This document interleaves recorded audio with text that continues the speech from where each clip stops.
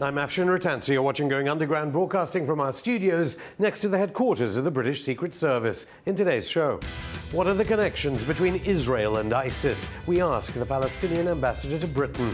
And after yesterday's last-minute Stormont welfare cuts deal, today the UN pronounces on the risk of a return of Christian sectarian violence to Northern Ireland, let alone UK cities. We speak to former Speaker of the Northern Ireland Assembly, Lib Dem peer Lord Alderdice, about whether the arrest of a UK Bloody Sunday veteran could break the fragile peace in Ulster. Plus, after Sinai, Beirut and Paris, David Cameron says we're increasing the number of British spies to approximately 15,000. We talk to a former MI5 agent about whether it'll make any difference to the severe terror threat affecting the UK. All this and more on today's Going Underground. The ISIS atrocities in Paris were not the worst terror attacks there since World War II, as mainstream media would have you believe. Ironically connected to Friday's attacks catalyzed by neo-colonialism were atrocities back in October 1961. Gaullist French police, under orders, massacred up to 200 peaceful protesters marching in Paris against the French killing of hundreds of thousands in colonial Algeria. France drew the borders of modern Syria, just as it tried in vain to continue to save borders in its former colonies around the time of the Paris massacre, from Niger to Gambia to Madagascar. But France in 2015 seems to have learnt little from failed imperialism, acting not as if in self-defense or under threat of imminent attack, and so therefore illegal under international law. President Hollande has ramped up his bombing of Syria. Targets were reportedly based on US intelligence. Why these targets weren't hit before the Paris attacks is unclear. Could the airstrikes be more in vengeance than in self-defense? And why did the French not use Syrian boots on the ground and intel to coordinate the fight against ISIS, just as Russia is, or the USA is doing with PKK-affiliated boots on the ground in northern Iraq? It seems that France and Britain have colonial hangovers, their populations divided and polarized as slim political majorities try to bomb former colonies. Why else would London and Paris continue to endanger the national security of the French and British people by conjuring up non-existent so-called moderate Syrian rebels? Today's show is in memory of those who have died in colonial legacy conflicts, from Paris and Sinai to Beirut. It concerns borders in Palestine and Northern Ireland. No one took much notice when pictures emerged of Israel's President Netanyahu visiting injured militants fighting President Assad in Syria.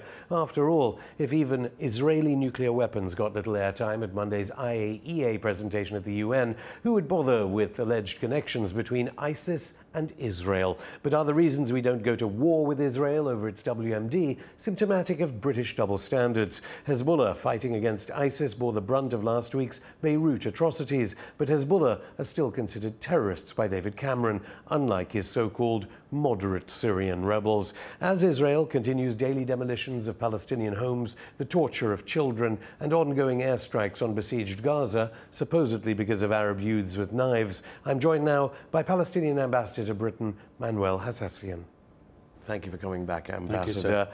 What do you think? There won't be much talk about Israel's WMD program, symptomatic of Britain's relationship on these things? Well, actually, you know, Israel has got away with all kinds of impunity in the West Bank. They never even implemented any UN resolutions that were in favor of the Palestinians. And when it comes about weapons of mass destruction, it's only the Arabs who will be penalized. It's Iran who will be penalized for having a nuclear, file, whatever. Israel, is above international law, unfortunately, and it is supported, by these big powers that claim to create stability in the region, while they are actually supporting a state of Israel that has more than 300 nuclear warheads. Although, of course, Iran would deny even a nuclear arms program. So what would you tell David Cameron about events right now? Because we've seen an uptick in violence, if that's the right phrase, in the occupied territories. Well, I will tell Mr. Cameron to put pressures on Israel to stop the carnage, the indiscriminate killing, the extrajudicial killings, the killings of children. We're not seeing any really position from the UK that is adamant in telling Israel enough is enough, and to pressure the United States to stop this nonsense of what is going on today in the occupied territories, when we see young children are being killed and being detained and maimed. 6 years old Children are being taken to prison and jail for throwing stones, for crying out loud. What kind of a government, what kind of a country is this? We don't see any kind of basically indictment of Israel in the international committee. It's always the Palestinians who are the terrorists. It's always the Palestinians who are creating the insecurity. It's never Israel as a state terrorist, as an occupier, has to shoulder its responsibilities against innocent civilians. David Cameron reiterating that Israel was right to defend itself in the face of indiscriminate attacks. He used the word indiscriminate attacks, presumably by Palestinians, in Gaza last year. Do you think David Cameron just doesn't get it? He doesn't get it, and he is forced to say these things because he has to comply with US policies in the region.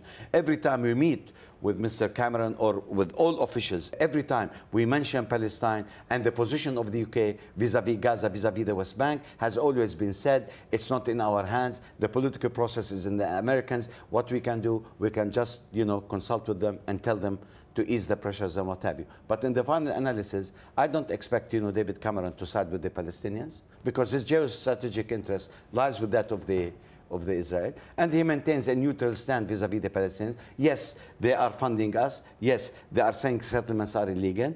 Yes, they're saying that Jerusalem is not united. We don't agree with that. They talk the talk, but they don't walk the walk. It's unfortunate. Israeli paper Haaretz reporting that 14-year-olds will now be able to be sentenced to jail. At least a law coming up. What's the situation in Hebron at the moment? Because we're hearing, well, we can't hear that much because journalists are being banned from going to Hebron. This is 20 miles south of Jerusalem. Yes. First of all, I think, they're drafting the bill, and that bill is going to pass because, there is a right-wing government in Israel. The mood in Israel is completely right-wing, unfortunately. The Israeli society, we don't have enough vociferous voices to tell, the government, stop these brutalities against the Palestinians. So the ambiance and the mood, the conducive conditions in Israel is prompting, this Israeli government to continue its activities against the Palestinians with impunity. I think, the situation in Hebron is precarious at best as it is in Jerusalem. The settlers are having the upper hand with the Israeli occupying forces. They're controlling the entire entrances to the city. The old city is totally sealed in Hebron. Nobody can move around. And anybody who moves, walks in the streets, puts his hands in his pocket, shoot to kill. This is the policies of the Israeli government today. You see, all we hear about in British media and presumably in American media are knife attacks by Palestinians against Israelis, whether in settlements, illegal settlements or occupied land. Many of those knives were being, put next to the bodies when they are killed. And there are many reports that could be taken to the International Criminal Court to prove to you that many of those who have been killed and shot dead did not have any knives. The knives were stashed next to them. Well, there does seem some movement, at least on food labeling. It seems a long way from the violence you're describing. The European Union now saying that it is preparing some regulations that show consumers, at least, that the food they buy at supermarkets has been made on occupied land since 1967, borders illegally, yes. In effect. What the EU is trying to do now, basically, is to prohibit certain products coming from the settlements as total prohibition, not allowing them, as labeling them that these are illegal. And there are other, this is what the reconsideration, there are other food products that will leave it to the consumer on voluntary basis whether to purchase it or not in supermarkets. This is the new addition to the question of settlement goods. There are reports that some groups, some organizations in Israel have plans to try and demolish the Al-Aqsa Mosque, the Golden Temple in Jerusalem. Any credence can be given to this? Well, there have been digging for the last 47 years under the Al-Aqsa, and they could not find the remnants of the alleged second temple, Jewish temple, that has been destroyed.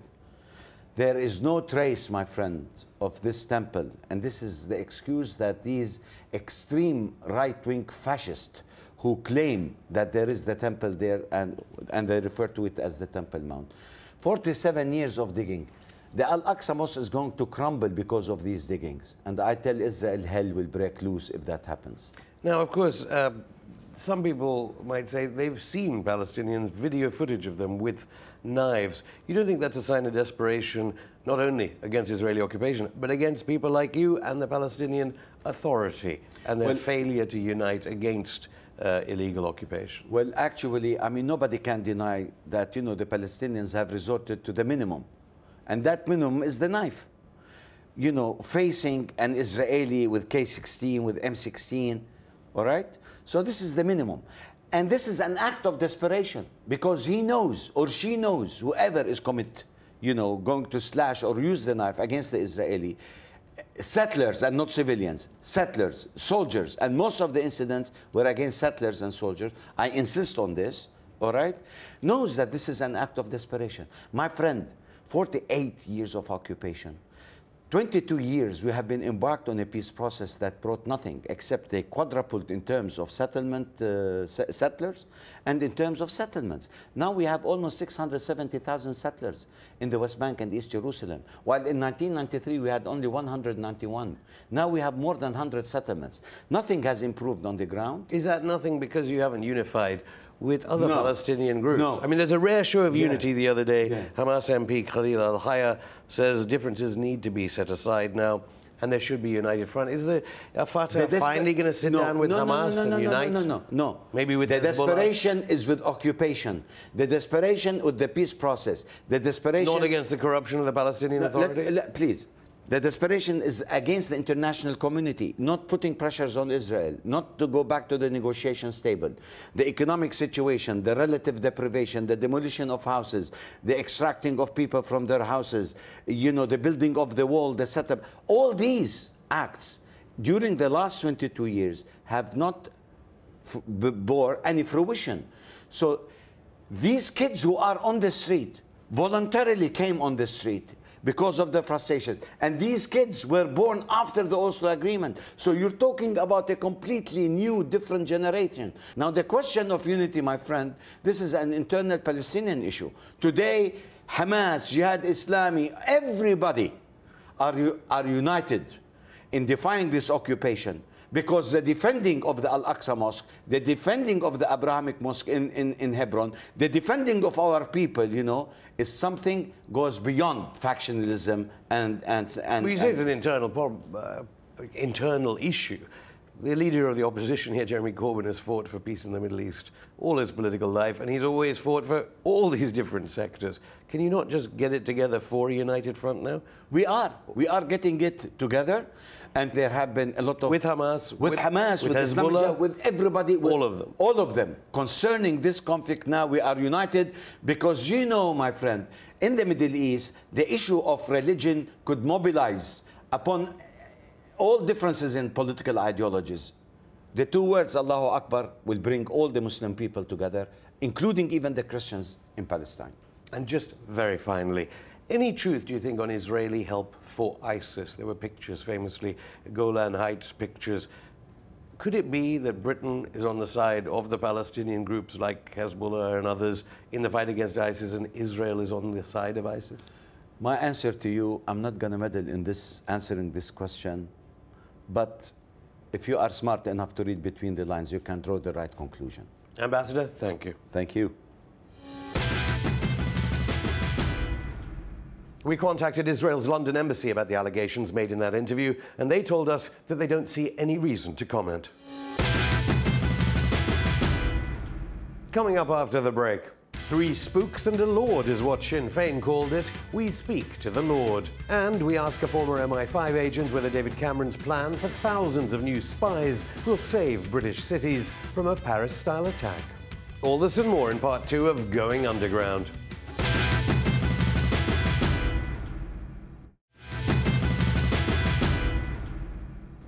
Could spies save us from any Paris-style attack on a British city? David Cameron announced after the attacks in France that we'll soon have nearly 2,000 new spies, equating to a 15% increase. Will it help? Annie Machon, former intelligence officer, and she joins me from Brussels, where police have been carrying out sweeping police raids to apprehend those involved in the Paris attacks. Annie, thanks for coming back on the show via Brussels. We actually called Downing Street about these numbers, percentage increase and the absolute number. So we calculated that means there are 12,666 spies right now, and we'll soon have 14,500. Not sure whether it was a blunder in giving us the two numbers so we could extrapolate. Are they going to stop an attack on a British city? I'm sure they will do their best. However, I think at the moment they're drowning in information with all this sort of electronic surveillance that's going on, that they just don't have the capacity to get through all the information that's coming in and actually work out who they should be targeting specifically. We're seeing that in France as well. This is an argument for going back to good old-fashioned spying, where you target and investigate specific individuals rather than this sort of blanket dragnet surveillance where they're just sucking off the fire hydrant of information. So fast-tracking the snoopers' charter, that won't do anything either. I think what it'll do will retrospectively legalise what GCHQ has been doing at the behest of the NSA over the last few years anyway. That's probably the purpose of the snoopers' charter.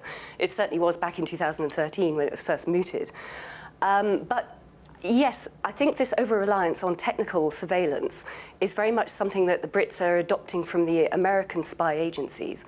The British used to be much better at gathering things like, you know, human intelligence, HUMINT as they call it. And this is how you get the specific information about specific attacks, much more effective when blended in with other techniques. And I think the Brits need to go back to using that sort of targeted intelligence to specifically protect our national security.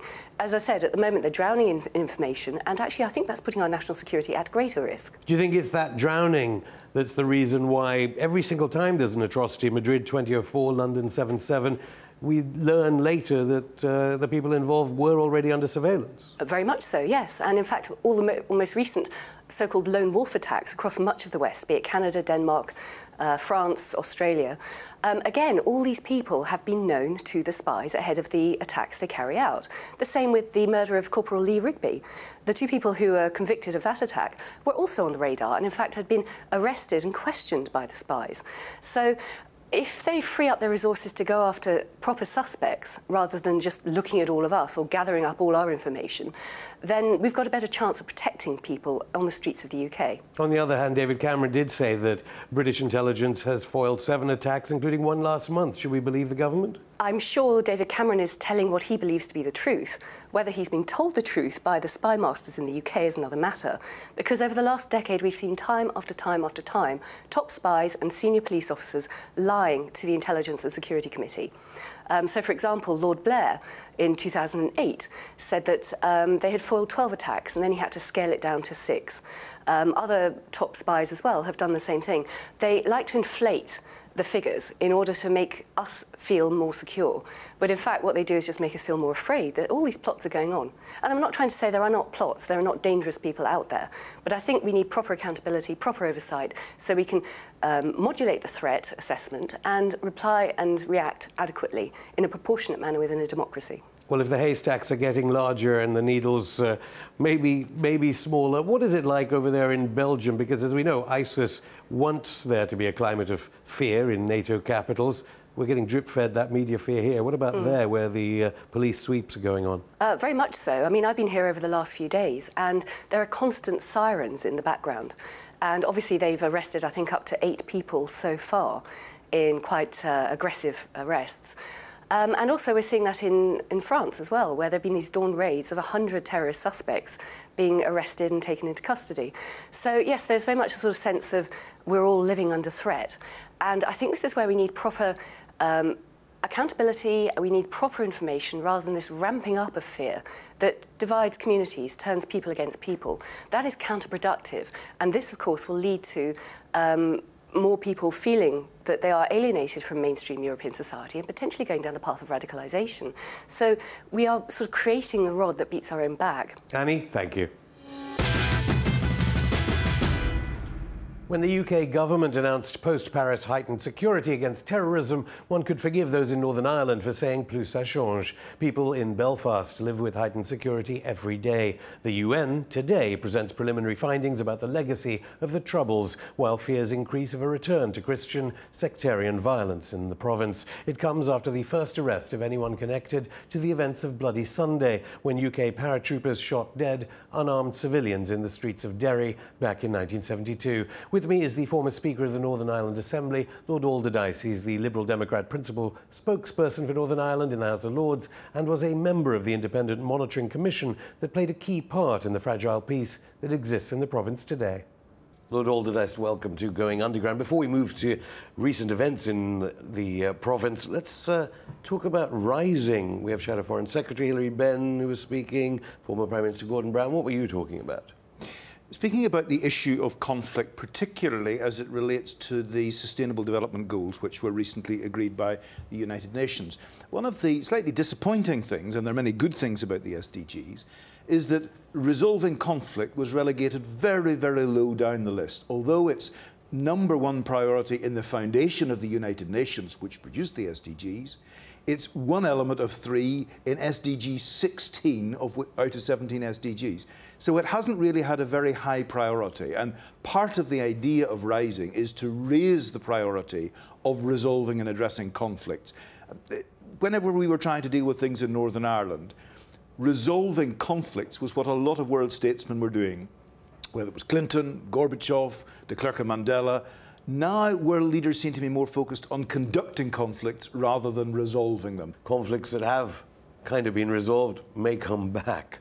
What was your view of the news of a former paratrooper being arrested allegedly for actions on Bloody Sunday in 1972? Well, if there are issues that need to be resolved legally, of course it is quite proper and appropriate that they are dealt with. But when we're talking about conflicts, and you're absolutely right to say that conflicts sometimes find themselves coming back into play, because this is all about relationships between groups of people.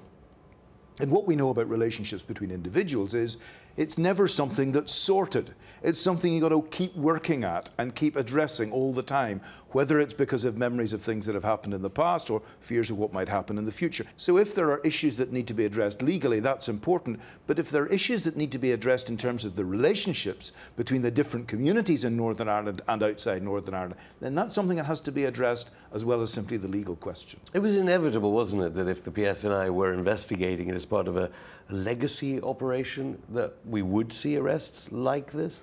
Perhaps that's true, but I think there does have to be a little bit of care about this question of arrests. If you recall, one of the reasons that Northern Ireland is now in a bit of a political crisis is because the police arrested a number of people after 2 shootings in Belfast. Turned out that none of those people were actually taken to court, convicted of anything at all. They were released without any charges. And yet we were left with a political crisis to address because arrests had been made, perhaps not on the best basis. Do you think that as we get to know more about what the British were up to on Bloody Sunday, it may break the peace agreement? I don't think so, no, because I don't, to be honest, think that anything that anybody says about what happened during this horrible period of the Troubles is going to be a big surprise to anybody. It may be striking if somebody in officialdom, or indeed somebody on the paramilitary side, says something and owns up to things that they have denied. But quite honestly, most people in Northern Ireland and in Ireland as a whole have a pretty clear idea of the kinds of nasty things that went on all sorts, as is the case in wars, whether they're civil and domestic troubles or whether they're wider than that. But I think it is important to try to be as straight as possible with people. One of the reasons the Monitoring Commission was formed was because people no longer trusted what the British government said. And one of the reasons we had to be pretty fearless in what we said was to try to create a sense of trust that if there was evidence for something, we'd follow it and we'd speak about it. And it's a very important principle of government. And one of the reasons why we're in difficulties more widely in democracy is because people have a sense that government depends too much on spin and not enough on telling the truth about things. So is everything okay now? Because you were so quick in the past few days to say we don't need a reprise of the Independent Monitoring Commission given the turbulence, shall we call it, in Stormont. Yeah, and the reason I said that was twofold. First of all, because I did not believe that any report that would come out would be a substantive report properly checked through unless it went on for a period of time. The Independent Monitoring Commission took about 2 years to become really credible because of what it was doing, because people didn't trust official bodies. It went on for 6 or 7 years. I didn't believe that something that was produced over a period of 2 or 3 weeks, where the police and the security services would produce a report, which they do for the Secretary of State every week anyway, and their homework would be marked by 2 or 3 distinguished individuals, who would not have time to build up a network outside of the security services and the police, because that was the crucial thing about the IMC. We had a huge network of people in official, unofficial, and indeed all sorts of areas where we were able to check and triangulate things and produce for the people a really considered report from all sorts of aspects. What did you think of largely discredited prevent policy of the Labour government, which the Tories have revamped or at least tried to change? What should we be doing when it comes to Islamist terrorism here in Britain? Well, I think, you know, we've got to be rather more thoughtful in the way that we approach things. I have to say that I was pretty disappointed in the Prime Minister's speech in Birmingham in July. It wasn't that it was an unconsidered speech. He and his colleagues had been working at it for a long time. So it was a thought-through speech. But let me just take two things. First of all, he said, this is nothing to do with our foreign policy. He didn't want in any sense to own to the fact that the sorts of things we do, not just domestically but internationally, might have an impact on whether or not people turn to violence. Not to do with justification, but whether or not people might pick it up and react to it. To deny that is just, it seems to be crazy. Secondly, we're largely dealing with young people. The prescription in terms of the Muslim community is to try to give more airtime to more moderate imams. Anybody that knows anything about young people knows that a project which says we're going to make young people attracted to moderation is on a hiding to nothing. It's absolutely crazy. It shows no understanding of dealing with young people generally, never mind young people in the Muslim community. So I think we really have to be more thoughtful and sometimes confront the fact that things that we do, which we may well feel are justified, may well nevertheless contribute to a difficult and dangerous situation.